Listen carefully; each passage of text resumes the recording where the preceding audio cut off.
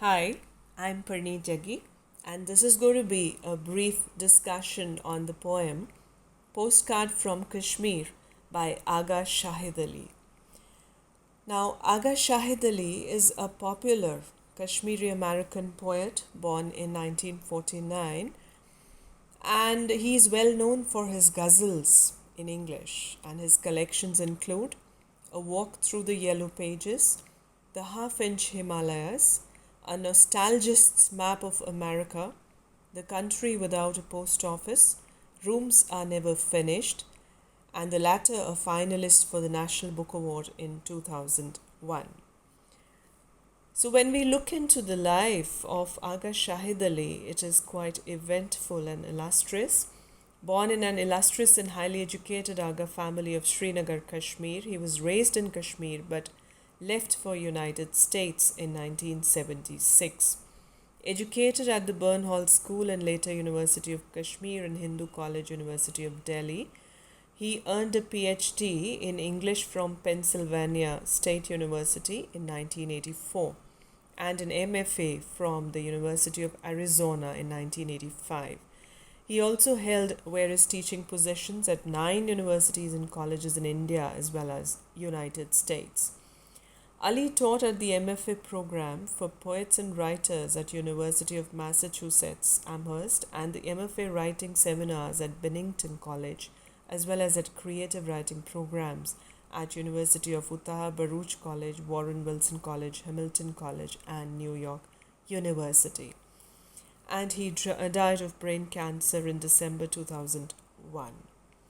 So when we look at his works, we find an immense influence of Begum Akhtar, ghazals, Urdu poetry, shairi, Hindustani poetry on his writings.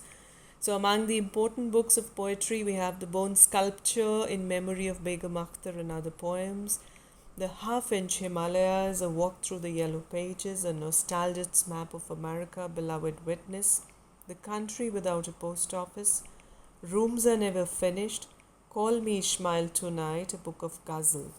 And he also translated poems by Faiz Ahmad Faiz. Now, when we talk of this poem, Postcard from Kashmir, this again projects the nostalgia that he carries for his own motherland, his home country, his native land, Kashmir. So as we read the poem, we find how he remembers and misses his own country and land, and when he receives a postcard from Kashmir, he is filled with those remembrances and recollections. Kashmir shrinks into my mailbox, my home a neat 4 by 6 inches. I always loved neatness. Now I hold the half-inch Himalayas in my hand. So we see the words like shrink, home. So shrink into the mailbox. Now he is feeling as if the home has shrunk into the mailbox in the form of that postcard which has arrived from Kashmir.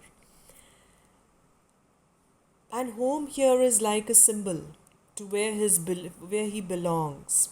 And the 4 by 6 inches envelope, that postcard, simply evokes his memories towards his native land. This is home, and this the closest I'll ever be to home. When I return, the colors won't be so brilliant, the Jhelum's waters so clean, so ultramarine, my love so overexposed, and my memory will be little, out of focus. In it, a giant negative, black and white, still undeveloped.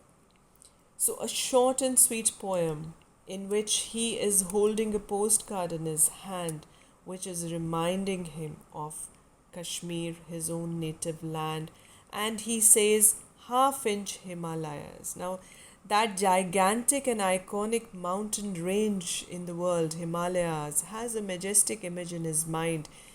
Even if it is just a half-inch now in his hand, he's holding it in the form of a postcard. And then there is this closest word is ironical. It is saddening to know that the poet yearns to be back home, and he feels that the postcard is closest to him. So the poet kind of continues to build up a bitter mood by imagining what Kashmir will be like when he returns someday to his own country, because Kashmir is now not so colorful. It is torn by wars and battles and conflicts. There is bloodshed in Jhelum's water, and so the waters would not be so clean and ultramarine anymore.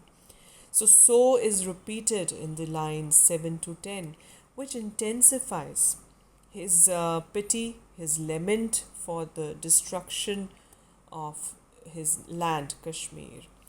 And we see that his emotion kind of reaches the climax in the line, "My love so overexposed." So the poet intentionally separates "so overexposed" from "my love." It is a kind of an achieving a rhetorical emphasis on this patriotic sentiment, we can say. So then again, black and white. This is a kind of a metonymy for the things that have happened in the past, and it contrasts the stark colors on the postcard actually. Now, the last sentence we see, it reflects that these memories of Kashmir are just pieces of flashbacks and feelings that tangle together. However enchanting these memories are, they are indeed messy and they will gradually fade. So now on this final note, we need to pay attention to the number of lines in this free verse poem. And there are actually 14 lines, which resembles a sonnet, a traditional Shakespearean sonnet.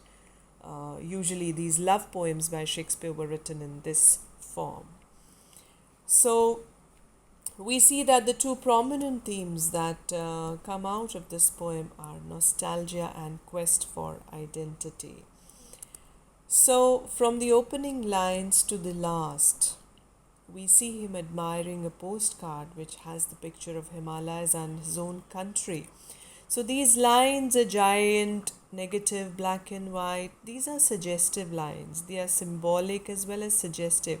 They imply that Kashmir is still in the process of development, but presently it is too polarized to live up either to his own memory, because his memory is idealized. He can visualize Kashmir only as a beautiful, ideal place to live, or to the postcard's idealized presentation of its beauty.